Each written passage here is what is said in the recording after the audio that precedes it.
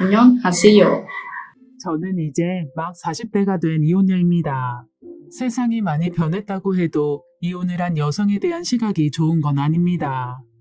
제가 이혼녀라고 하면 다들 의심의 눈초리로 저를 보며 저에게 뭔가 잘못이 있겠거니 생각하더군요. 하지만 이혼 소송에서 저의 귀책 사유는 하나도 없었습니다. 모든 귀책 사유는 남편과 시누이에게 있었다고 판사는 판단했으니까요.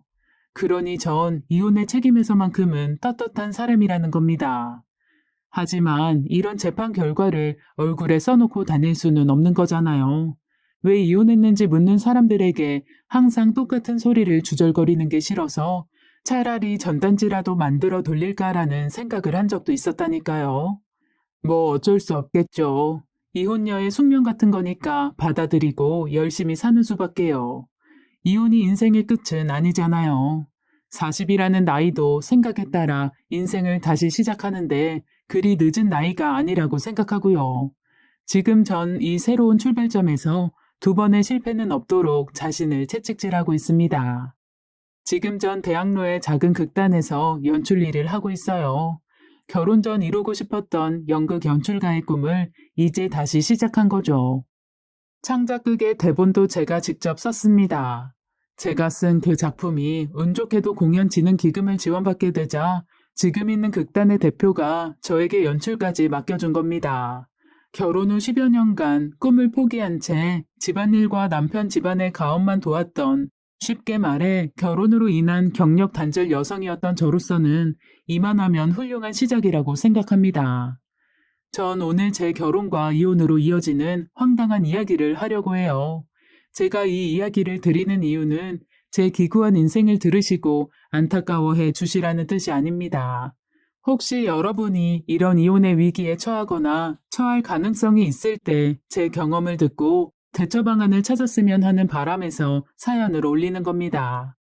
전 어린 시절부터 글을 쓰거나 책을 읽는 걸 좋아했습니다. 그래도 여러 종류가 있죠. 소설도 있고 시도 있고 희곡이나 시나리오도 있고 제가 가장 좋아하는 글쓰기는 희곡이나 영화 시나리오였습니다. 연극이나 영화에 있어 대본은 설계도죠. 그걸 진짜 건물로 세우는 건 여러 전문가들이 필요해요. 캐릭터는 배우가 스스로 만들고 의상은 의상 감독이, 배우들의 연기는 연출자가 끌어내게 되는 거죠. 무대나 음악도 각자 전문가가 하는 거죠. 전 혼자 모든 걸 북치고 장구쳐야 하는 소설보다는 집단 창작에 가까운 연극 대본 쓰는 일이 끌리더라고요. 그래서 글쓰기를 좋아하는 사람들이 제일 많이 가는 국문과나 문예창작과가 아니라 연극과를 가기로 했어요. 연극과에 입학하고 나니 선배들은 처음에 연출보다 배우 일을 시키더군요. 전 연출 부분으로 들어왔으니 조연출부터 시작하겠다고 했지만 사실 무슨 부분으로 들어왔는지를 선배들은 잘 따지지 않더군요. 그냥 선배가 넌 배우해. 그런 배우를 해야 되는 거였어요. 그런데 막상 배우로 무대를 서보니까 너무 좋은 거예요.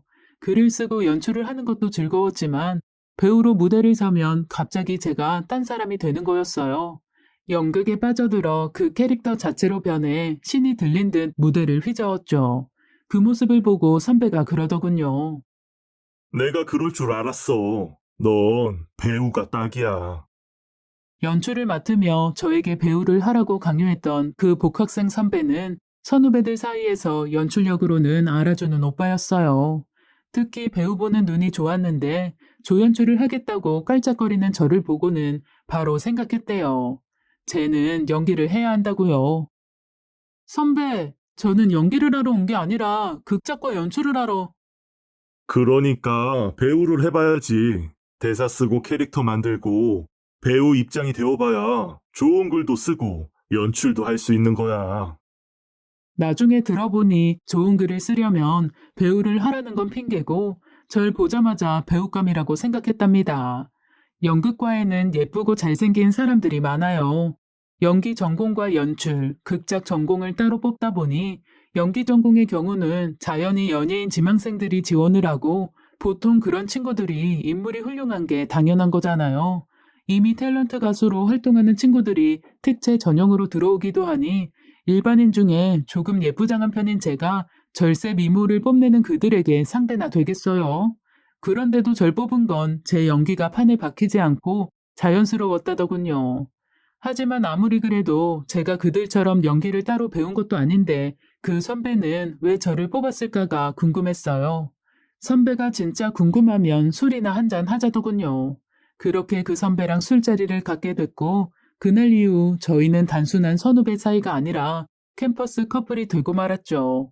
사실 그는 제 연기보다는 이성적 호기심 때문에 절 캐스팅했던 거였어요. 하긴 저도 처음부터 그 선배가 어딘지 끌렸거든요. 이후 저희 둘은 함께 글도 쓰고 연극도 올렸습니다. 연극 대본의 대사 한 줄 가지고도 밤새 싸우기도 했지만 또 다음 날이면 죽고 못 사는 천생 연인이었죠. 2년이 지나자 선배는 졸업해 대학로 극단에 들어갔어요. 학교에서는 최고 연출자였지만 프로의 세계로 가니 다시 막내가 되었죠. 거기다 연극판이라는 곳이 배고픈 곳이에요. 선배의 한 달 수입으로는 차비나 밥값도 내기 어려웠어요. 연극판의 현실에 대해 이미 들어 알고 있었지만 정말 이 정도일 줄은 몰랐죠. 2년 후 졸업하면 저도 저렇게 살아야 할 것이 분명했기에 미리 돈을 벌며 사회생활 경험이라도 해야겠다는 생각으로 알바 자리를 알아봤어요. 마침 우리 사는 동네에 있는 제법 큰 마트에 구인 광고가 뜨더군요. 바로 달려가 지원을 했죠. 처음에는 다들 그렇듯 캐셔로 시작했습니다. 학교 수업 없을 때 한 5시간씩 근무를 하니 뭐 선배랑 데이트할 돈 정도는 벌겠더군요. 자기 생활비도 못 내는 선배에게 데이트 비용까지 내게 하고 싶지 않아 항상 제가 돈을 쓰고는 했거든요. 하지만 그러다 보니 돈이 모이지 않는 거예요. 고민하던 차에 마트 안에 있는 정육점 쪽에 자리가 하나 생겼어요. 캐시어에 비하면 일당이 훨씬 높기에 바로 지원을 했죠. 그러자 정육 팀장님이 그러는 거예요. 이 일이 얼마나 힘든 줄 알기나 하냐고. 고기 들고 써는 건 아무나 할 수 있는 일이 아니라고. 그래서 당차게 말했죠. 가르쳐 주세요. 저 일 금방 배워요. 저 힘도 세고요. 집안일을 많이 해서 칼질도 잘해요. 그럼 어디 해봐. 대신 중간에 그만둔다는 소리 없기다. 고기 덩어리들은 무겁기가 이루 말할 수 없었어요. 언 고기를 톱으로 녹이다 보면 그때 튀는 파편에 살을 베기도 합니다. 하지만 전 뭐든 긍정적으로 생각하는 편이라 그 고생도 즐겼어요. 여기서 제대로 배워 정형사 자격증을 따면 굶어 죽지는 않을 거라는 생각에서였죠. 정형사가 뭐냐면 소나 돼지고기를 발골 해체하는 일종의 기능사예요. 아무튼 그곳에서 열심히 일을 하니까 저를 찾는 손님들이 늘더군요. 젊은 처녀가 씩씩하게 고기를 썰고 고기 정량 무게 속임 없이 오히려 서비스도 팍팍 주자 그 친절이 손님들에 의해 소문으로 퍼진 거죠. 그런 절 마트의 실장님이 유심히 보더군요. 말이 실장이지 사실은 이 마트 사장님의 아들이었어요. 얼마 전 군대를 제대한 후 가게를 이어받을 생각으로 마트에 들어온 실장님은 사실 이런 일을 할 체질의 사람은 아니었어요. 뭐랄까 착하기는 하지만 약삭 빠르지는 못한 그런 사람이요. 마트라는 게 유통업이고 마진이 정말 얼마 안 되는 사업이에요. 계산이 빠삭하지 않으면 손해보기 십상인 게 이 일인데 실장님은 전형적인 문과형 인간이었어요. 당연히 셈도 느리고 눈치도 없었어요. 가끔은 절에서 어떻게 이런 일을 하려고 드나 한숨이 나오기도 했지만 국문과를 나와 한때는 소설가를 꿈꿨다는 이야기를 들으니 저랑 비슷한 곳이 있는 것 같아 살짝 연민도 가더군요. 그런데 그래서 그런가 자꾸 저에게 말을 거는 거예요. 주로 마트 업무에 대한 질문들이니 캐셔부터 정육까지 여러 일을 해본 저에게 일을 물어보는 게 이상할 거는 없었죠. 하지만 제 친절한 대답이 고맙다며 밥이나 술을 사겠다는 말에는 저도 부담이 됐어요. 혹시 저 좋아하셔서 그래요? 그러시면 안 돼요. 전 애인이 있어요. 그렇게 딱 부러지게 얘기했죠. 바로 얼굴에 그림자가 드리우더군요. 하지만 전 그렇게 딱 부러지게 이야기하는 게 맞다고 봤어요.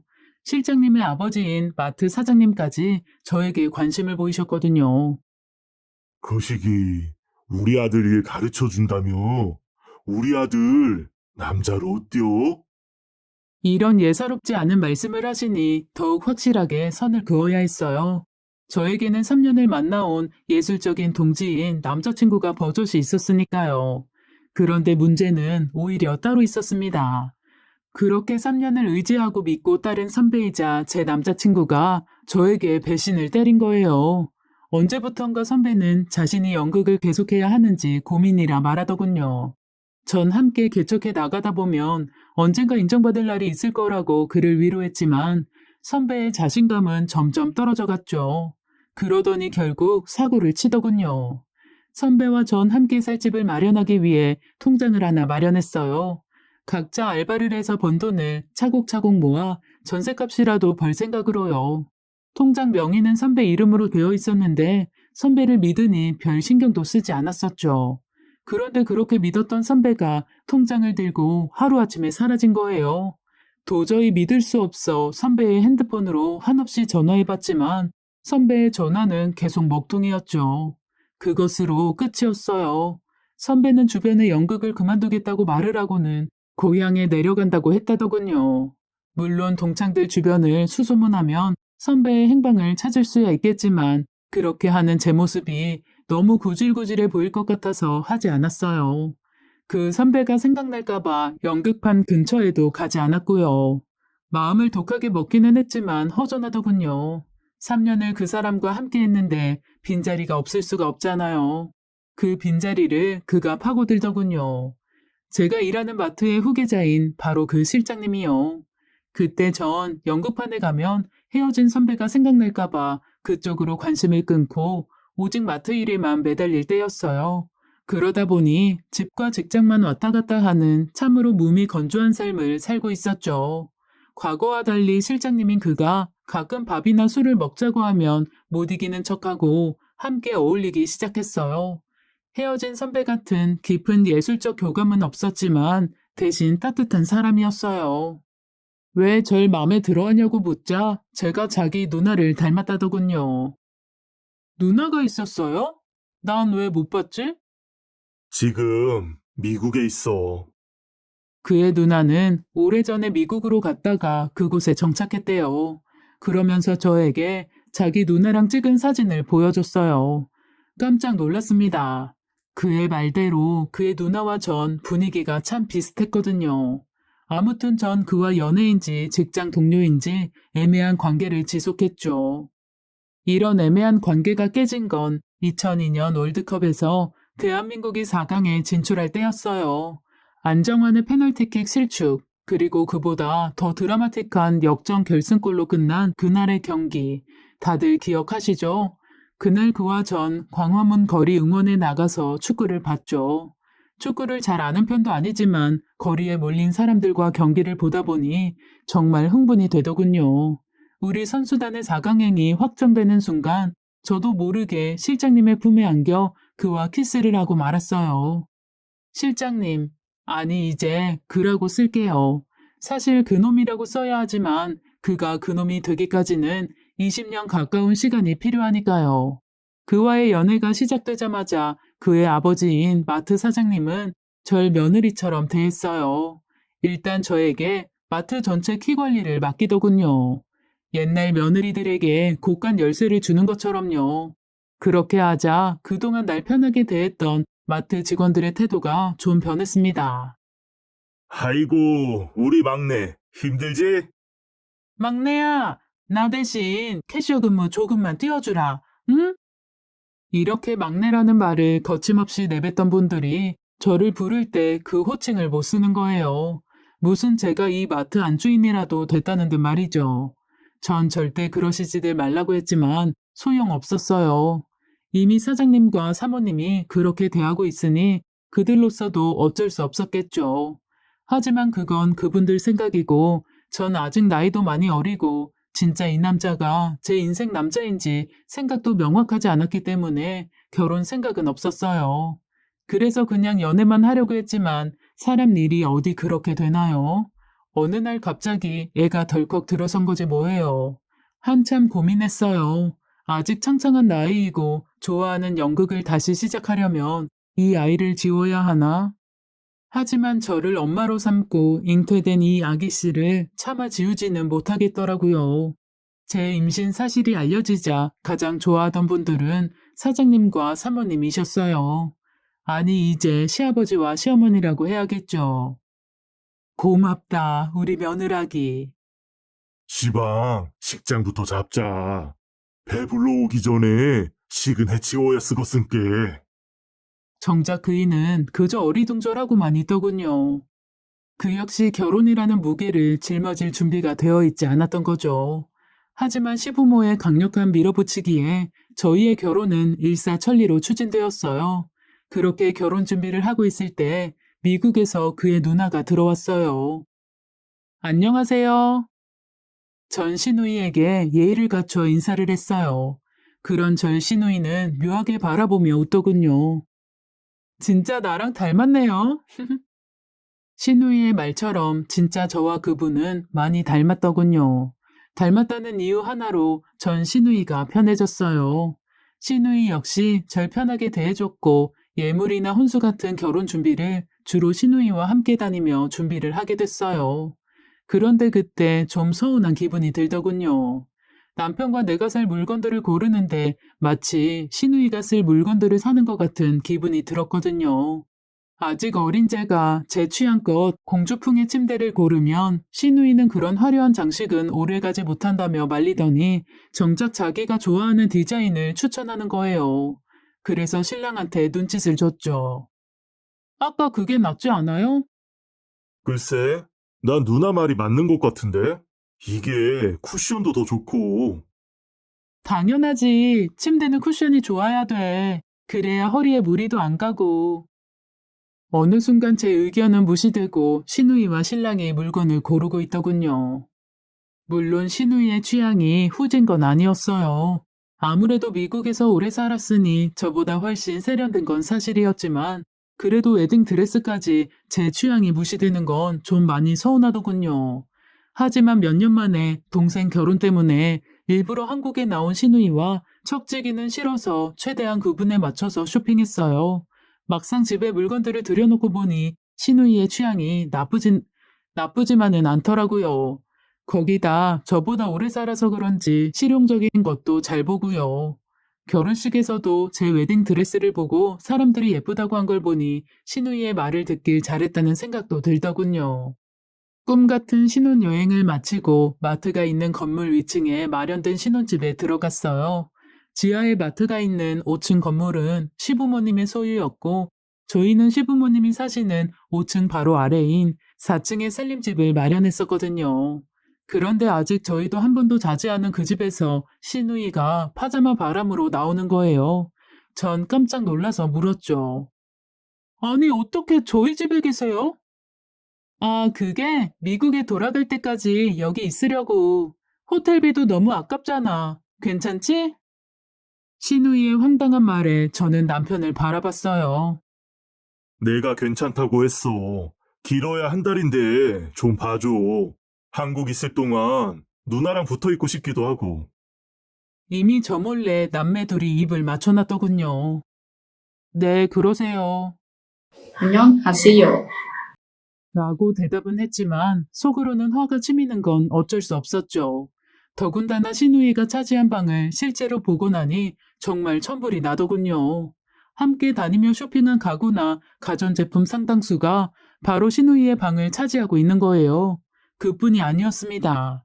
밤 늦은 시간 마트 일을 정리하고 지친 몸을 이끌고 집에 와보면 남편은 시누이의 방에 앉아서 뭐가 그리 좋은지 깔깔거리고 있는 거예요. 이 집에 나랑 살러 온 건지 시누이랑 살러 온 건지 모를 정도로요.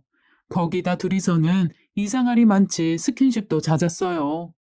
서로 포옹하는 건 예사였고 시누이는 동생이 귀엽다며 걸핏하면 볼과 이마에 키스를 해댔어요. 그건 좀 많이 이상하잖아요. 결국 더는 스트레스 받기가 싫어서 남편에게 말했죠. 하지만 남편은 왜 그러냐며 조금만 참으라고 하기만 했죠. 도저히 안 되겠기에 시부모님의 도움을 받으러 갔어요. 뭔 소리여? 아니 걔가 와 너희들 집에 있는디. 그라고 벌써 미국 갔다고 하지 않았어? 시아버지는 시누이가 한국에 있는 것도 모르시고 계시더군요. 그러자 시어머니가 변명을 하셨어요. 오랜만에 한국에 들어왔으니 가기가 싫었나 보죠. 아따, 미국 가기가 싫어도 그렇지. 그렇다고 신혼부부 집에서 뭐 하는 짓이야? 민폐도 이런 민폐가 없게. 알았어요. 제가 얘기할게요. 당장 미국 들어가라고 혀라. 그렇지 않아도 지 남편이랑 사이도 안 좋다면서 여기서 이로코롬 있으면 어쩌자는겨? 시아버지의 호통에 결국 사태가 정리되더군요. 얼마 후 시누이는 짐을 챙겨 미국으로 돌아갔어요. 돌아가기 전 공항에서 그이랑 시누이가 부둥켜 안고 난리 블루스를 추더군요. 이건 무슨 이별의 부산 정거장도 아니고 과연 나랑 떨어진다면 남편이 저리 서글피 울까 싶기까지 했다니까요. 아무튼 그렇게 시누이는 떠나고 이제 저와 남편 둘만의 신혼살림이 시작되었죠. 하지만 신혼생활이 길지는 않았어요. 이미 임신한 상태로 결혼을 했으니 곧 아이가 태어났고 첫 아이가 2살도 되기 전에 둘째를 가졌죠. 아이를 키우려면 제 꿈인 연극은 접어야 했어요. 이왕 이렇게 된 거 빨리 아이를 키우고 나서 연극은 나중에나 다시 생각해 보기로 했죠. 대신 마트 운영하는 일에 최선을 다했어요. 특히 육류와 생선마트는 오로지 내 힘으로 운영을 했어요. 사실 동네 마트에서 제일 중요한 곳이 생선과 육류 파는 곳이에요. 상대적으로 단가와 마진도 높은 편인데 또 이게 한번 사입이 잘못되어 문제가 생기면 마트 존폐 문제로 연결될 수도 있거든요. 생선이나 육류라는 신선식품은 상하기 쉽잖아요. 보관이나 유통이 잘못되어 혹시 상한 식품을 산 소비자가 식중독이라도 걸린다면 당장 영업 정지 처분을 받게 되고 그로 인해 마트의 신용은 땅에 떨어질 수밖에 없죠. 전 그런 일로 시아버지와 어머님이 수십 년 동안 쌓아온 마트의 명성에 먹칠하지 않을까 걱정하는 마음으로 병적인 청결 관리를 했어요. 그렇게 청결 관리에 집착하는 저를 보고 남편은 답답해 했습니다. 뭘 그렇게 힘들게 해. 대충 좀 해라. 참 한심한 대답입니다. 앞에서도 말했다시피 저희 남편은 마트를 운영할 만한 위인이 못 돼요. 숫자에도 밟지 않은 데다 성실하지도 않거든요. 이걸 사람은 착해라고 포장을 해주고 살았지만 사실 남편은 차라리 마트에 안 나오는 게 일에 도움이 되는 사람이었어요. 그런 내 바람을 알았는지 슬슬 마트에 머무는 시간이 줄어들더군요. 상관없었어요. 어차피 일은 저랑 직원들이 알아서 잘 하니까요. 그렇다고 남편이 밖으로 돌거나 바람 피우거나 하지는 않았어요. 그럴 만큼 간이 배 밖으로 나온 인간은 아니었으니까요. 오히려 저 대신 아이들의 등교나 공부를 잘 챙겨줬어요. 제 노력으로 시부모님의 마트는 점점 번창했습니다. 특히 제가 노력해 뚫은 전남 광양에서 올라온 한우는 인기 폭발이었어요. 대충 계산해봐도 결혼 전 거두던 매출보다 최소 2배는 늘어났던 것 같아요. 이러니 시부모님의 나에 대한 사랑은 점점 커져갔죠. 특히 시아버지의 사랑이 얼마나 극진했던지 따로 챙겨주시는 용돈만으로 조금도 보일 수 있을 정도였어요. 그렇게 정신없이 살다 보니 18년을 살았더군요. 그때 제 불행의 그림자가 서서히 다가오기 시작한 거였죠. 시아버지께서 고관절을 다쳐 누워 계시다 합병증으로 돌아가신 거예요. 고관절이라는 게 참 무섭더군요. 노인이다 보니 뼈가 굳는 게 오래 걸리고 그동안 움직이지를 못하니 체력은 점점 떨어지고 그 약해진 몸으로 다른 병마들이 파고드는 거예요. 결국 시아버지는 급성 폐렴이라는 합병증으로 입원하신 지 6개월 만에 돌아가시고 말았어요. 남편을 돌보느라 마음고생을 해 체력이 급격하게 떨어진 시어머니도 그 후 1년 만에 결국은 우리 곁을 떠나셨지요. 시아버지가 돌아가실 때쯤에서 미국 시누이가 다시 한국에 돌아오셨어요. 뭐 아버지와 어머니를 돌본다는 좋은 뜻에서죠. 이번에 시누이는 5층에 있는 시부모님 댁에서 계셨지요. 집도 따로 쓰는 데다 어르신들의 병원 수발을 서로 교대로 하는 바람에 서로 마주칠 기회가 썩 많지는 않았어요. 하지만 시부모님 2분이 모두 돌아가시자 상황이 달라졌어요. 그렇지 않아도 마마보이였던 남편은 이제 살아있는 유일한 혈육인 누나에게 더 의지하더군요. 신혼 때처럼 슬슬 저만 소외되기 시작한 거예요. 누님은 미국 안 가도 돼? 가족들도 있는데. 요새 매형이랑 안 좋잖아. 이혼 이야기도 나오고 심각한가 봐. 신우이 가족 문제에 안 됐지만 그래도 이건 아니다 싶었습니다. 옛날이야 그 꼴을 그냥 참고 살았지만 저도 이제 중년에 접어든 나이인데 그냥 있을 수는 없었어요. 남편에게 따끔하게 말했죠. 옛날 같은 그 꼴 못 보니까 윗집에 올라가 있지 말라고요. 남편도 이제 나이가 있으니 제 말을 알아듣더군요. 물론 아예 윗집에 안 올라가지는 않지만 적어도 제 눈치는 보며 살려고 했어요. 그렇게 다시 차분한 일상을 살고 있던 어느 날 육류마트로 30대 초반으로 보이는 미남 영업사원이 하나 찾아왔어요. 육류 도매를 하는 영업사원들이 다 빤하거든요. 네, 여러분의 상상대로 되게 선토적들처럼 생겼어요. 그런데 이 친구는 어떻게 된 게 훤칠한 키에 꽃미남인 거예요. 가져온 물건도 나쁘지 않아 거래를 터줬죠. 그러면서 조금씩 그 젊은 친구와 친해졌어요. 그러던 어느 날 이 친구가 연극 초대권을 가지고 오더군요.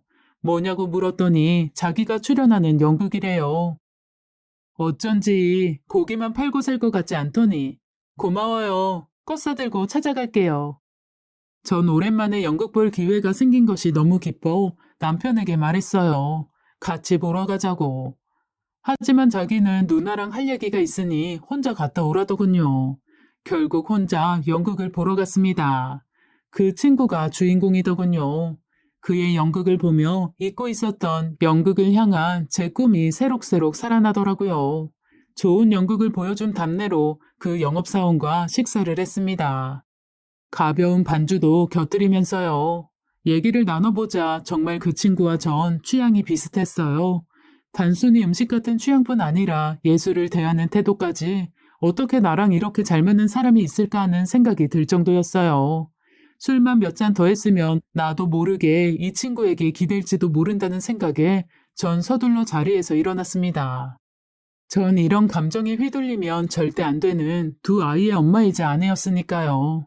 다시 그 친구가 마트로 왔을 때는 영 어색하더군요. 하지만 아무렇지 않은 것처럼 그를 대했죠.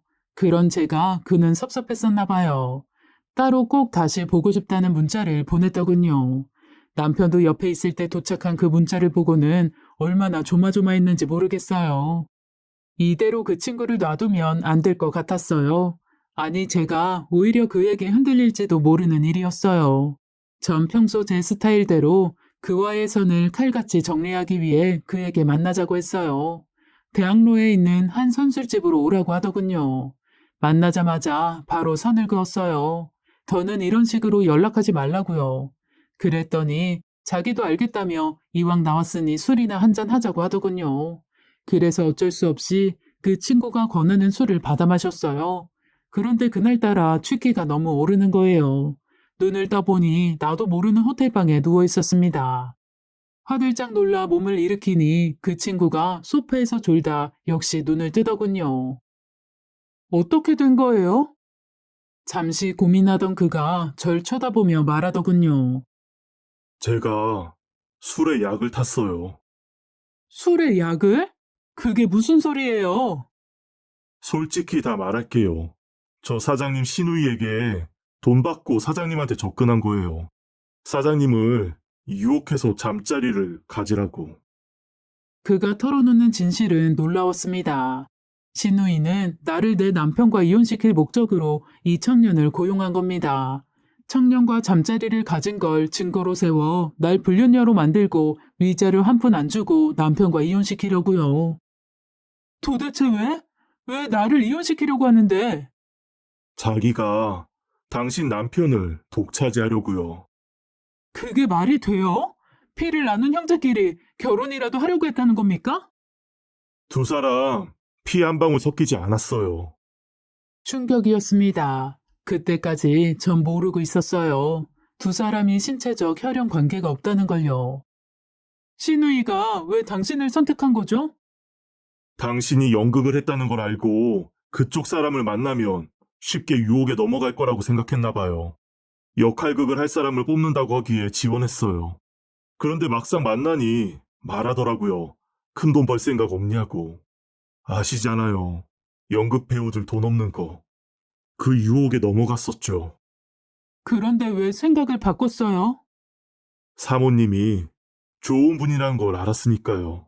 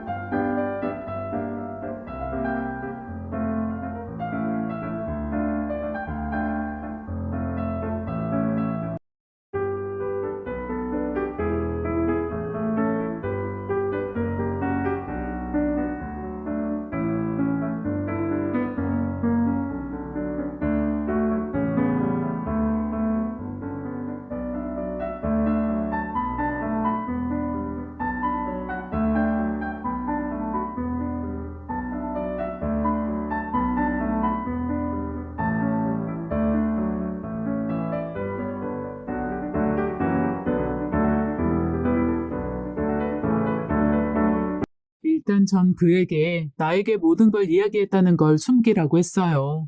그리고 역으로 신우이에 대한 정보를 캐달라고 영업사원에게 부탁했죠.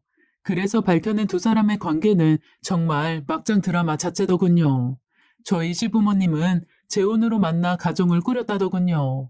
각자 그 전 배우자로부터 아들과 딸이 있었으니 두 사람은 법적으로는 온우이지만 서로 피는 섞이지 않았던 거죠. 그렇게 만난 두 사람은 가족으로만 남기에는 서로를 사랑했나 봅니다. 결국엔 넘지 말아야 할 선을 넘었고 이를 안 시아버지는 자신의 친딸을 조기 유학 핑계로 미국으로 쫓아버려서 상황을 정리하려고 했죠. 하지만 제 남편은 미국을 간 자기 누나를 잊지 못했던 겁니다. 그렇게 얼빠진 인생을 살고 있을 때 마트에서 일하는 저를 본 거죠. 오직 제가 자기 누이와 닮았다는 이유로 그는 나에게 집착했답니다. 하지만 저에게 남자친구가 있자 그가 어떻게 한 줄 아세요? 제 남자친구에게 목돈을 주고 절 떠나가게 했다는 겁니다. 전 그것도 모르고 그와 결혼을 했었고요. 하지만 언제나 그에게 있어 저는 자기 누나의 대용품이었습니다. 그래서 우리 결혼식 때문에 누나가 오자 바로 누나와 붙어 먹었던 겁니다.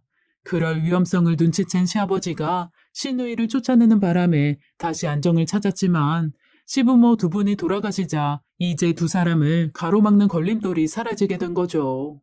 더군다나 시누이는 미국에서 이혼한 상태로 한국에 들어왔고 취득한 미국 국적을 이용하면 남편과 법적으로 부부가 되는 것도 가능한 상태였습니다. 이제 저만 내쫓으면 되는 거였죠. 하지만 이혼할 때 저에게 줄 위자료나 재산 분할이 아깝다는 생각이 들자 날 불륜녀로 만들어 그조차 안 주고 내쫓을 방법을 찾았던 겁니다. 하지만 영업사원의 폭로로 그 시도는 물거품이 된 거고요. 이제 그들의 비밀을 모두 안 이상 반격을 해야 합니다. 물론 자기 누나와 놀아나고 날 그녀의 대용품으로 쓴 더러운 인간과 더는 결혼을 유지할 생각은 없습니다. 하지만 저에게는 두 아이가 있고 반드시 그들의 양육권을 지켜야 합니다. 일단 이혼의 귀책 사유가 남편과 시누이에게 있다는 증거와 증인은 이제 차고 넘치게 되었습니다. 다음은 재산 분할에 대한 부분이었죠. 이 부분에서 저는 남편에 비해 절대적으로 유리합니다. 시부모님이 살아계셨을 때부터 마트 운영은 제가 주도해 운영해왔고 남편은 마트 일에 거의 관여를 하지 않았으니까요. 게다가 시부모님은 돌아가시기 전 마트의 등기를 제 앞으로 해주셨어요. 당연히 마트에서 나오는 수익 역시 제 통장에 꽂혀 관리가 되어 왔고요. 저는 시누이와 남편의 불륜관계, 그리고 저를 음해하려고 벌인 범죄 등의 증거를 법원에 제출해 이혼의 귀책 사유가 남편과 시누이에게 있음을 입증해 수천만 원의 위자료와 함께 두 자녀의 양육권을 받아냈습니다. 또한 부부의 재산 형성에서 제가 차지한 역할이 훨씬 크다는 것까지 확인되어 부부 재산의 80%가 제 몫이 됐습니다. 소송 중 재산 분할에 대해 억울하다는 둥 시비를 걸며 절 찾아오는 전 남편에게는 접근 금지 명령까지 얻어냈습니다. 이렇게 전 제가 할 수 있는 모든 방법을 동원해 그 두 오누이가 저에게 행한 악행을 갚았고 이제 후회 없이 제 미래를 준비합니다. 그리고 이혼 후 제가 얻은 재산으로는 저의 첫 공연을 여는 데 썼어요. 요즘같이 어려운 극장 상황에서도 아주 성황리에 공연되었죠. 요새 새롭게 쓰는 글은 제 인생 경험을 바탕으로 두고 있는데 경제적으로 여유가 있으니 서두르지 않고 천천히 완벽한 작품을 쓰려고 합니다. 그게 20대 초반 배고플 때의 저와 가장 큰 차이점이겠죠. 20년의 결혼 생활은 비록 실패로 끝났지만 그 20년의 내 인생이 실패한 건 아니라고 생각합니다. 전 많이 배웠고 성장했으며 사랑하는 자식과 재산을 얻었습니다. 이제 그걸 바탕으로 새로운 20년을 준비해 나가겠습니다. 지금까지 들어주셔서 감사합니다. 지금까지 사연 읽어주는 남녀였습니다. 끝까지 함께 해주신 여러분 감사드리며 저희는 다음 사연으로 돌아올게요. 안녕하세요.